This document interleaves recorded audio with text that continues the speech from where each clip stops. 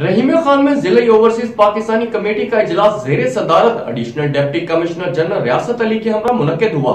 मजीद जानते हैं यासर अली गुमन की इस रिपोर्ट में। जिले ओवरसीज पाकिस्तानी कमेटी के इजलास ज़ेरे सदारत एडिशनल डिप्टी कमिश्नर जनरल रियासत अली मुनक्किद हुआ, जिसमें ओवरसीज पाकिस्तानी की तरफ से आने वाले दरख्वास्तों का जायजा लिया गया और इनके फौरी हल के लिए मुतलका हुकाम को अहकामात जारी किए गए। इजलास में असिस्टेंट कमिश्नर सरमद अली भागत, फोकल पर्सन जाम मोहम्मद नईम समेत डिस्ट्रिक्ट अटारनी, पुलिस और दीगर महकमों के नुमाइंदगान ने शिरकत की। एडिशनल डिप्टी कमिश्नर जनरल रियासत अली ने कहा कि डिप्टी कमिश्नर अब्दुल लतीफ खान की वाज़ेह हदायत हैं कि ओवरसीज पाकिस्तान के मसाइल तरजीही बुनियादों पर हल किए जाएं और मौसूल दरख्वास्तों को मेरिट पर निपटाया जाए। उन्होंने कहा कि ओवरसीज पाकिस्तानी हमारी मुल्की मईशत की तरक्की में कलीदी किरदार अदा करते हैं। हमें इनको हर मुमकिन सहूलियत फराहम करना है और इनकी जानो माल का तहफ़्फ़ुज़ हमारी जिम्मेदारी है। कैमरामैन अदनान नज़ीर के साथ यासर अली गुमन, राज न्यूज़, रहीम खान।